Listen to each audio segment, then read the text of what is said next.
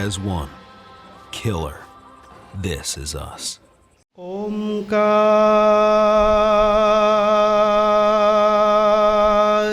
बिंदु संयुक्तम्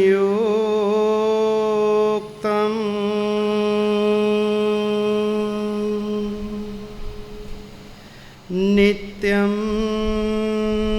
ध्यायन्ति योगिनः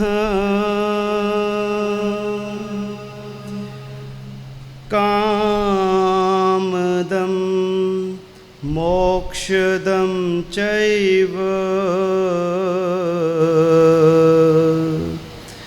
ओंकाराय नमो नमः।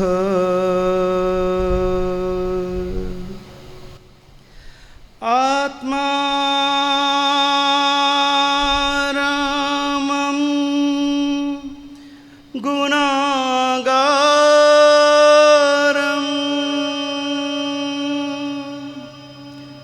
वल्लभं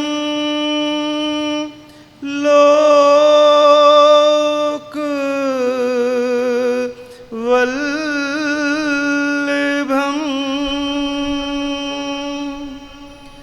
समुद्रं मोददातारम्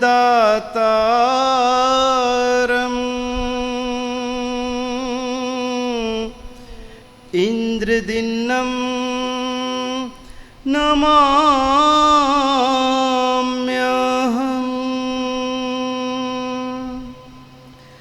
नित्यानन्दं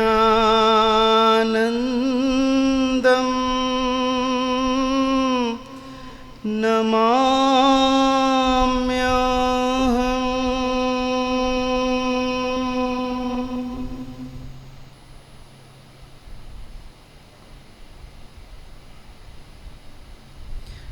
परम तारक परम परमात्मा के चरणों में अनंत अनंत वंदन। परम श्रद्धेय गुरुचरण, धर्म सभा में उपस्थित धर्मानुरागी भव्य आत्माओं, दो पंक्तियां गुनगुना करके अपनी बात प्रारंभ करूंगा, मेरा साथ दीजिएगा। दाता तेरे चरणों की,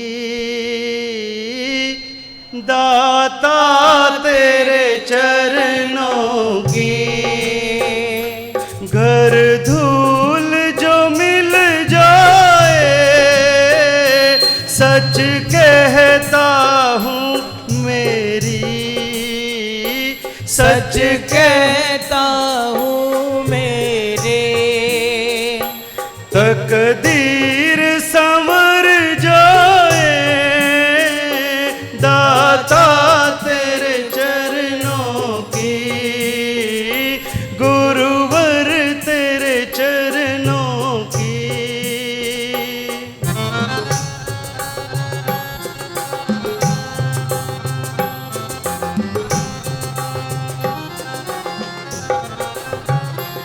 ये मन बड़ा चंचल है, कैसे तेरा ध्यान धरूं। ये मन बड़ा चंचल है, कैसे तेरा ध्यान धरूं। ये मन बड़ा चंचल है, कैसे तेरा ध्यान धरूं।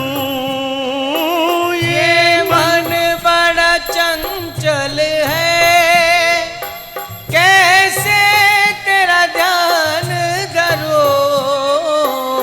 जितना इसे समझाऊं,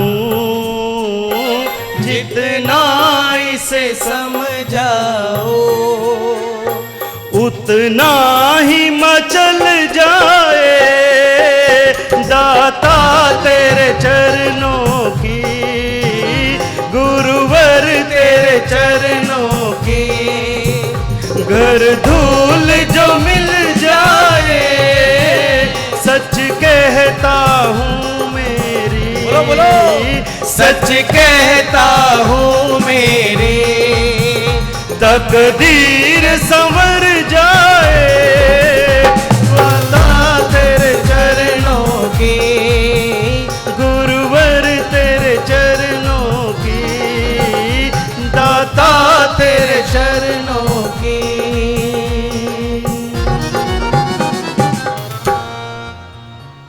ये मन बड़ा चंचल है। किस किस का है? इस चंचलता को जीतना है, इस मन की चंचलता को समझना है। ये मन बड़ा तूफानी है, और घर में तूफानी बच्चा हो तो, क्लास में तूफानी बच्चा हो तो कंप्लेंट पे कंप्लेंट, कंप्लेंट पे कंप्लेंट। हमारा मन सबसे तूफानी, इतना चंचल, इतना चंचल कि हमारे यहां ज्ञानी भगवंतों ने इस मन को बंदर के साथ में उपमित किया है। बंदर के साथ। संसार में इतने प्राणी हैं, लेकिन आपने देखा होगा कि सबसे ज्यादा अगर कोई चंचल प्राणी है, सबसे ज्यादा अगर कोई चपल प्राणी है, तो कौन सा? बंदर। एक पल भर भी कहीं शांति से टिक करके बैठ नहीं सकता। पल में यहां, पल में वहां, पल में कहां, कभी इधर कभी उधर।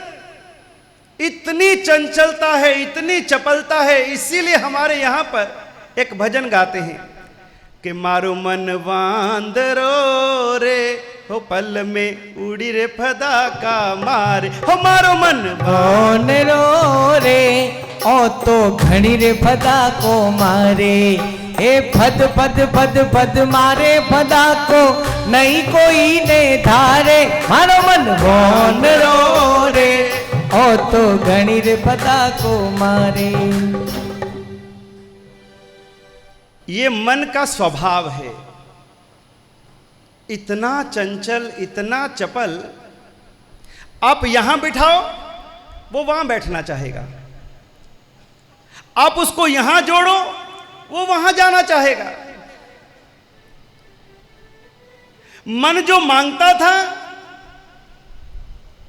जब उसको दे दिया तो फिर वहां से मन हट गया, फिर उसको वो नहीं चाहिए। जब तक चीज नहीं मिली थी, जब तक मन को चीज नहीं मिली थी, तब तक वो करोड़ों की थी, और जब मन को मिल गई तब वो कौड़ी की हो गई। मिलने के बाद में कीमत खत्म। नहीं मिली, उसके लिए आपको भगाता था, वो चाहिए, वो चाहिए, वो चाहिए। एक बच्चा बाजार में जिद करता है, मुझे तो यही खिलौना लेना है, मुझे तो यही खिलौना लेना है। उसका मन उसमें अटक गया। आपने उसको वो खिलौना दिला दिया, वो बच्चा खुश हो गया, घर आया, एक दो दिन खेला, उसके बाद फिर उसका मन उससे उठ गया, फिर बस भर गया, अब कुछ और चाहिए। हमारा मन कहीं पर भी स्थिर नहीं हो पाता। तुम भजन में जोड़ोगे तो ये भोजन में जाएगा, तुम भोजन करने बैठोगे तो ये भजन में आएगा। कैसा स्वभाव है इस मन का? तुम भोजन कर रहे हो, उस समय तुम्हारे मन में आता है, अरे यार मैं क्या भोजन कर रहा हूं, अरे देखो ना बाकी सब उपवास कर रहे हैं, कितना अच्छा होता मैं भी उपवास करता।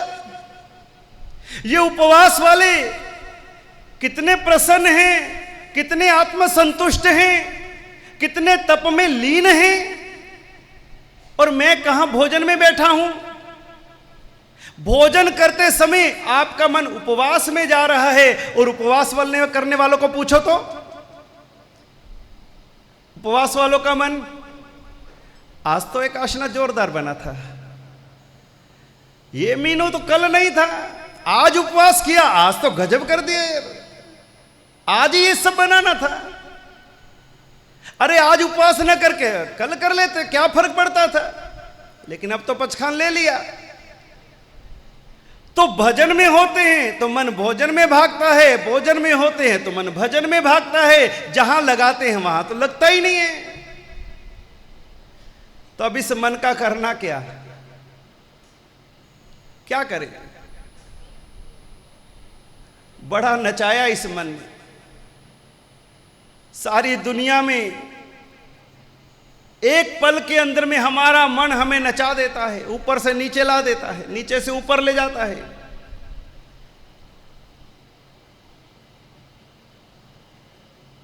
और हम इस मन की हर डिमांड को पूरा करने के लिए पूरा जीवन लगा देते, पूरा जीवन खपा देते हैं।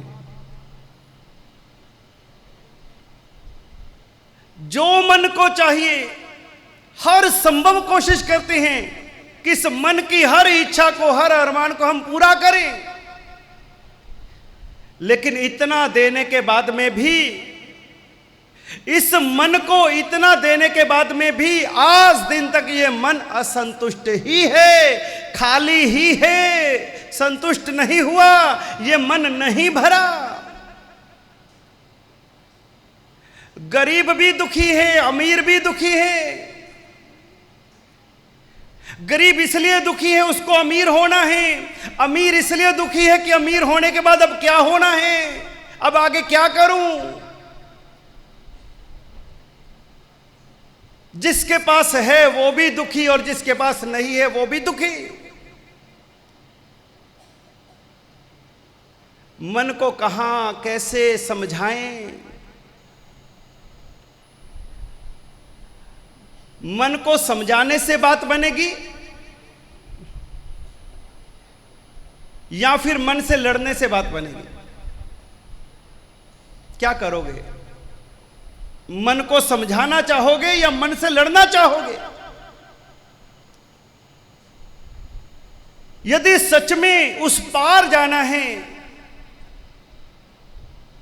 मन से मुक्ति, यही तो आत्मा तक पहुंचने का मार्ग है। और लड़ने से कभी कुछ नहीं मिलेगा। मन से कितना भी लड़ लो, लड़ने से कुछ नहीं मिलेगा। मन को समझो, मन को समझाओ, उसकी चालबाजियों को समझो। मन बड़ा कुटिल राजनीतिज्ञ है, तुमको नचाता है, भरमाता है, घुमाता है। मन कहता है भजन करो, और तुम भजन करने बैठ गए, उस समय तुम मन को देखना। जिस समय मन कहे तुम भजन करो और तुम भजन करने बैठो, उस समय मन को अच्छे से देखना, निरखना, परखना, एक तरफ होकर के। और जैसे तुम एक तरफ होकर के अपने मन को देखोगे, समझोगे, तो तुम्हें भीतर में से मालूम पड़ेगा कि जैसे भजन करना शुरू किया, अंदर से मन कह रहा है अरे भजन छोड़ यार, ध्यान कर। और जैसे तुम ध्यान करने बैठोगे तो मन कहेगा छोड़ यार ध्यान, चल भजन कर। मन की इस अवस्था को उस समय देखना, समझना कि मन किस तरह से हमें नचाता है। जिसने इस मन की कुटिलता को समझ लिया, वो धीरे धीरे मन से परे होता जाएगा। मन को समझने से ही तुम साधना को समझ सकोगे। साधकों के लिए सबसे पहला साधना का सोपान ही मन को समझना है यदि मन के पार जाना है, साधना मार्ग पर आगे बढ़ना है, तो सबसे पहली आवश्यकता हम अपने मन को समझें, उसकी कुटिलता को समझें। जिसमें लगाया उसी में से भागता है। कभी भजन में रस आता है, कभी ध्यान में रस आता है, कभी भोजन में, कहीं लगता तो है ही नहीं। कभी इधर कभी उधर, कभी इधर कभी उधर।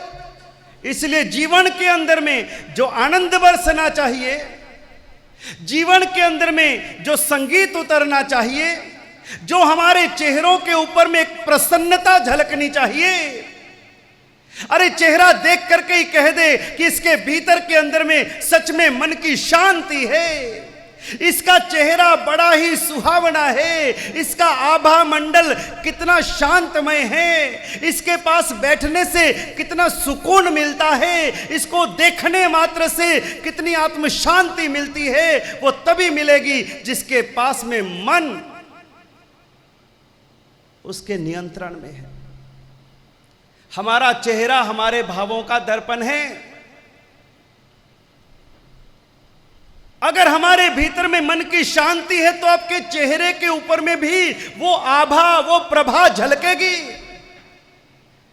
नहीं तो आपके चेहरे के ऊपर में कितना भी आप पाउडर लगा लो, पफ लगा लो, क्रीमें लगा लो, लिपस्टिक लगा लो, अरे कितने भी आप सज संवर लो, लेकिन आपके चेहरे के ऊपर में जो एक नैसर्गिक सुंदरता है, जो एक शांति प्रसन्नता झलकनी चाहिए, वो तो भीतर से ही आएगी, ऊपर से नहीं।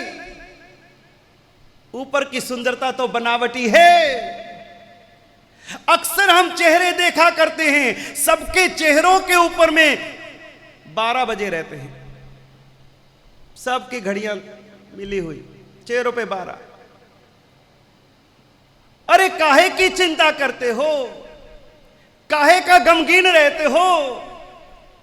इतना सब कुछ मिला है, परमात्मा ने इतना सब कुछ दिया है, क्या वो कम है?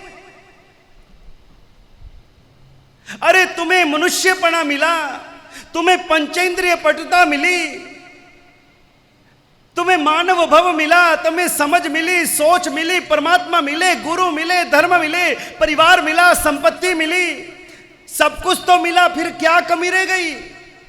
किसके लिए रोते हो? काहे की चिंता करते हो? और जो मिला है ये सब सांसारिक, ये कौन सा तुम्हारा है? तुम्हारे पुण्य से मिला है, और एक दिन ये भी सब कुछ छोड़ करके ही तो जाना है। हम तो मुसाफिर खाने में आए हैं, कुछ समय रहना है और फिर यहां से चल जाना है। 2 दिन का जग मेला, सब चला चली का खेला। ये मेला तो 2 दिन का है, ये मेला बिखर जाएगा, कुछ नहीं साथ आएगा। लेकिन फिर भी जो चीजें मिली हैं उसका सुख नहीं, उसका आनंद नहीं, उसकी संतुष्टि नहीं, अभी भी अभाव के लिए रो रहे हैं। अभाव में मत जियो, स्वभाव में जियो।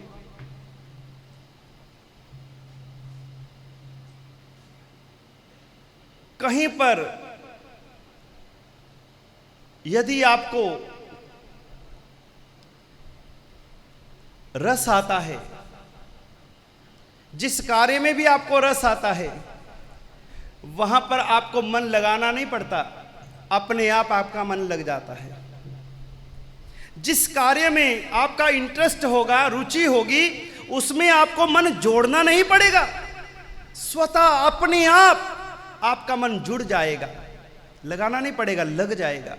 हम तो जबरदस्ती जोड़ते हैं, लेकिन जहां रस होगा वहां मन अपने आप जुड़ जाएगा।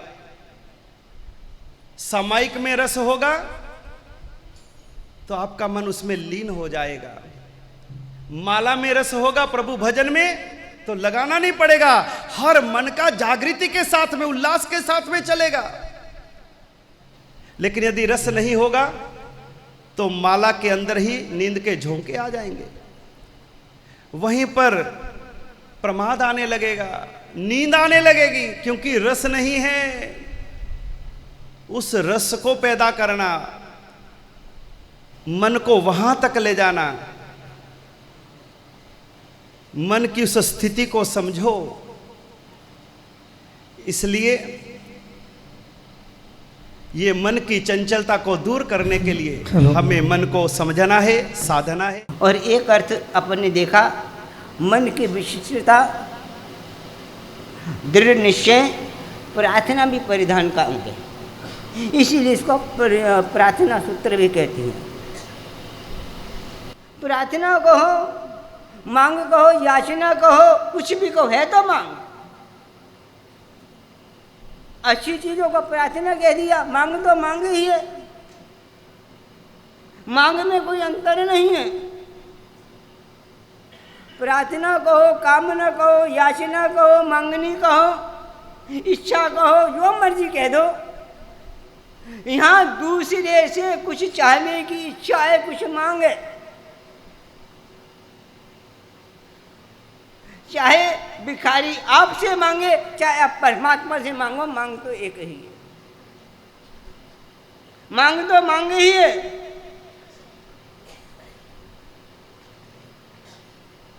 भिखारी तो भिखारी है, किसी से मांगे। हाँ, ये जरूर अंतर हो सकता है, कोई रिटेल का भिखारी हो सकता है, कोई होलसेल का भिखारी हो सकता है, कोई थोड़े में संतुष्ट है, कोई ज्यादा में संतुष्ट हो, है तो भिखारी। प्रार्थना क्या है? अच्छी चीज को प्रार्थना कह दिया। यानी एक तरह से मांग, इच्छा, कामना, चाहना, वासना, कुछ भी कह दो, नाम कुछ भी दे दो, भाव तो एक ही है, मिले मिले मिले। पर एक चीज है, इसके लिए एक और शब्द दिया हुआ है टीकाकारों ने, कहीं कहीं यानी एक और शब्द दिया है। इन 8 मांगे, भवनी में मग्गान स्वारी सिद्धि, जो 8 बातें हैं, मांगना है, जिनको हम प्रार्थना कहते हैं, वो भी एक मांग रूप में भी है। पर ये मांग कैसी है?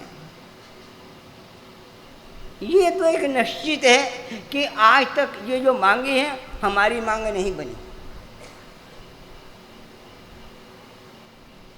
मांगा जरूर हमने, वितरा से माना थे देवगुरु धर, पर ये 8 चीजें आज तक नहीं मांगी। इनके लिए 8 बातों के लिए एक शब्द कहा गया है, मोक्षांग। मोक्षांग शब्द कहा गया, ये क्या चीजें हैं? मोक्ष प्राप्ति का परम अंग है, मोक्ष प्राप्ति का साधन है, मोक्ष प्राप्ति की सीढ़ियां हैं, परम अंग है। क्या बात है? मांगनियों को भी, याचनाओं को भी, इच्छाओं को भी मोक्षांग कह रहे हैं ज्ञानी भगवान। और ये इच्छा, ये कामना अभी तक पैदा नहीं हुई, इसके लिए एक शब्द दिया है। पहले तो समझ जाओ, यदि ये मांगनीय नहीं है तो फिर भिखारी तो भिखारी हो, किसी से मांगो, किसी से मांगो।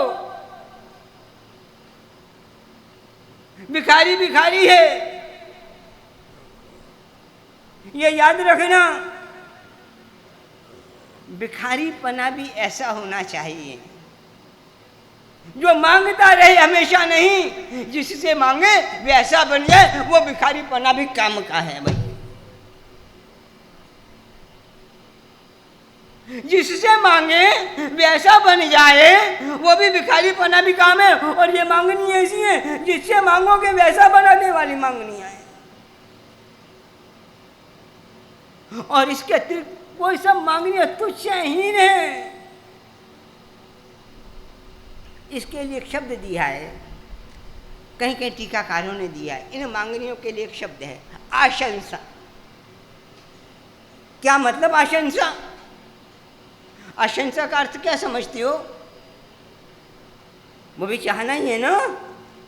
आशंसा शब्द दिया है, जिस तरह से मोक्षांग कहा गया है, इस तरह से आशंसा शब्द भी है।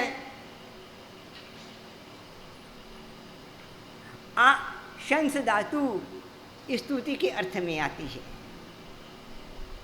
स्तुति प्रशंसा के अर्थ में आती है, स्तुति गुणगान के अर्थ में आती है। किसी का गुणगान करना हो, प्रशंसा करनी हो, शंस धातु आशंसा प्रारंभ से ही जो स्तुति के योग्य ऐसी मांगनियाँ, कुछ मांगनियाँ ऐसी हैं जो मांगनियों के भी स्तुति के योग्य हैं। क्या बात है। कुछ मांगनियाँ ऐसी हैं, कुछ इच्छा ऐसी है, कुछ कामना ऐसी हैं, उन कामनाओं की भी स्तुति है भाई। अरे ये कामना भी इतनी अच्छी है, इतनी सुंदर है, इतनी कमनीय है, ये कामना भी मेरे में उठ जाए तो भी परम सौभाग्य है।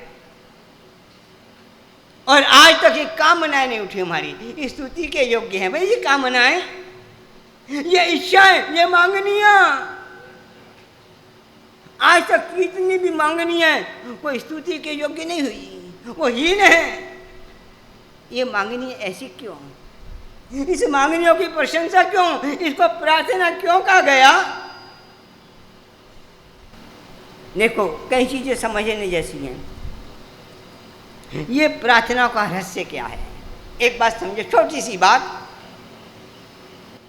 आज तक यानी अनादिकाल से आज तक, इस जन्म की बात नहीं है, अनंत जन्म हो गए, अनंत समय, आज तक इस जीव ने धर्म कोई कम नहीं किया। कम किया? कोई धर्म की आराधना अनुष्ठान कम नहीं किए अनादिकाल से। अरे चौथी आर्य में भी, तीर्थंकरों के समय में भी, महाविद्य क्षेत्र में, ऐरावत क्षेत्र में भी, भरत क्षेत्र में भी, मनुष्य पर्याय में भी कोई धर्म के अनुष्ठान कम नहीं किए। पर वो धर्म का फल भी मिला, धर्म का फल भी मिला। पर यार धर्म अनुष्ठान मात्र एक काम के लिए किया, संसार में व्यवस्थित होने के लिए, संसार में सेट होने के लिए। संसार में, दुनिया में मैं सेट हो जाऊं, संसार में सेट होने के लिए धर्म किया है, संसार में व्यवस्थित होने के लिए धर्म किया है। धर्म किया, मांगनियां भी की, पर संसार में स्थिर होने के लिए। और ये जो मांगनियां हैं संसार में स्थिर होने के लिए नहीं है, मांगनियां हमने संसार में स्थिर, और ये मांगनियां संसार से बाहर निकलने के लिए, इसलिए स्तुति के योग्य हैं। हमने स्थिर होने के लिए मांगनियां की हैं। आज तक जो धर्म किया, स्थिर हो जाऊं, सेट हो जाऊं, व्यवस्थित हो जाऊं, अनुकूलता की प्राप्ति हो जाए। हाँ, और ये धर्म, ये मांगनियां संसार में स्थिर होने के लिए नहीं है, संसार से बाहर निकलने के लिए हैं। हमारी मांगनियां, हमारी प्रार्थनाएं संसार से बाहर निकलने के लिए नहीं है, संसार में ही स्थिर होने के लिए हैं। वो मांगनियां हैं, वो स्तुत्य नहीं है, ये स्तुत्य प्रार्थनाएं हैं। जिसको बगीचे में से बाहर निकलना होता है, कुछ ऐसी हैं जो बगीचे से बाहर निकलना चाहती हैं, और कुछ ऐसी हैं जो थक गए बगीचे में बैठना चाहते हैं। घूमते घूमते कुछ लोग थक गए, और थकने के बाद कुछ लोग ऐसी हैं कि देखते हैं भाई अब थक गए, बाहर निकलने का रास्ता, दरवाजा कहाँ है, बाहर निकले। और कुछ लोग थक गए अब बैठने के लिए बेंच देखते हैं। बगीचे में घूमते घूमते थक गए, अब थक गए तो दो काम, यहाँ तो बगीचे से बाहर निकलो, यहाँ बैठने के लिए स्थान देखो।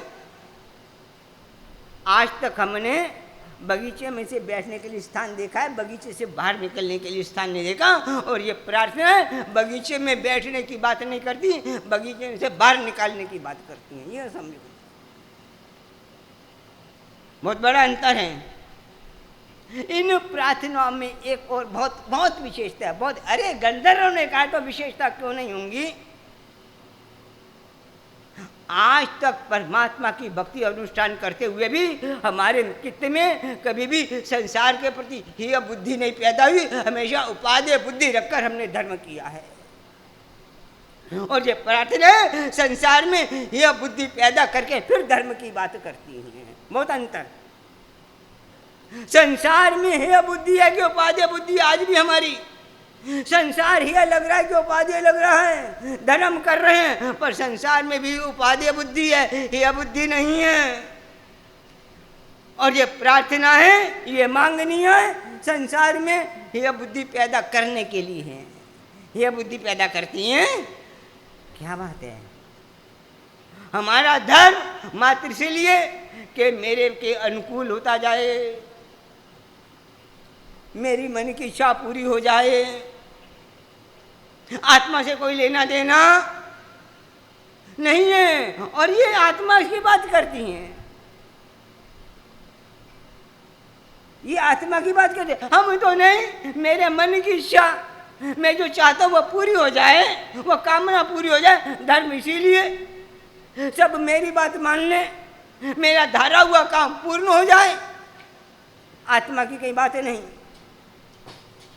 आत्मा की कई बातें नहीं।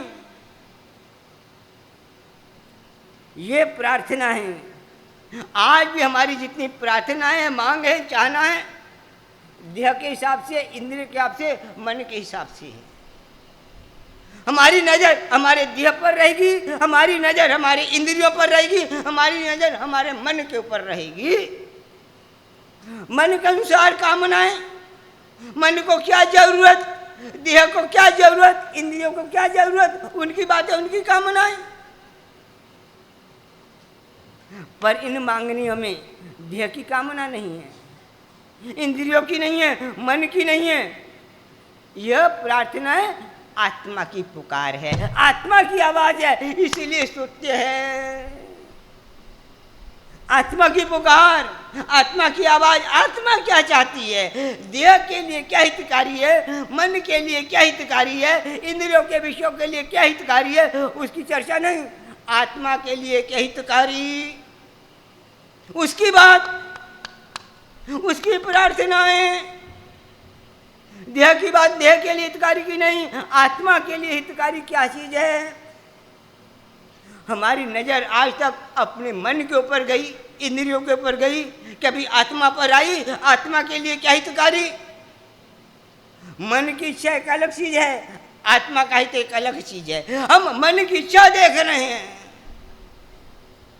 मन का अनुकूल देख रहे हैं, मन का प्रतिकूल देख रहे हैं, पर वह आत्मा के लिए अनुकूल या प्रतिकूल है कि नहीं, उसकी चर्चा नहीं। यह प्रार्थना है उससे उठकर, देह भाव से ऊपर उठकर आत्म भाव की बात करती हैं, बहिरात्मा से ऊपर उठकर अंतरात्मा की बात करती हैं। उनके लिए प्रार्थना है, देह भाव से उठे, आत्म भाव में आओ, बहिर्भाव को छोड़ो, उसकी बात करती हैं। भाई ये प्रार्थना अद्भुत हैं। शिष्य ने प्रश्न किया कि गुरुदेव, मोक्ष अनिच्छा स्वरूप है, मोक्ष कैसा है, अनिच्छा स्वरूप। यानी यदि जीव मोक्ष की भी इच्छा करे तो भी मोक्ष नहीं, मोक्ष उसी को मिलता है जो मोक्ष की भी इच्छा नहीं करता। अनिच्छा स्वरूप, अनिच्छा स्वरूप है, इच्छा नहीं है, इच्छा रहित अवस्था है मोक्ष की।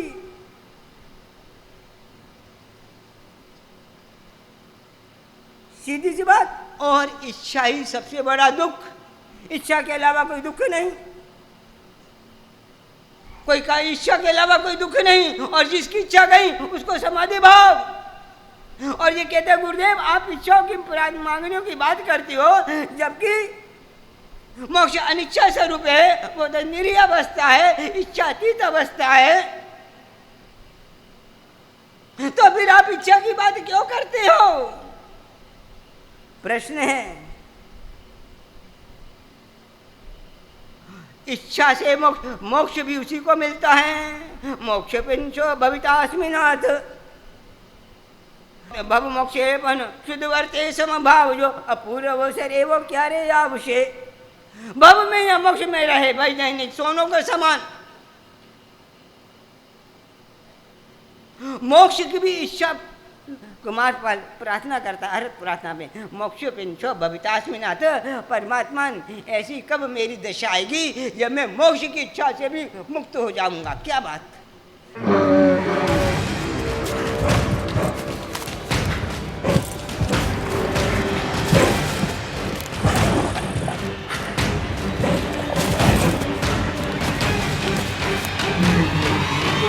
Together as one.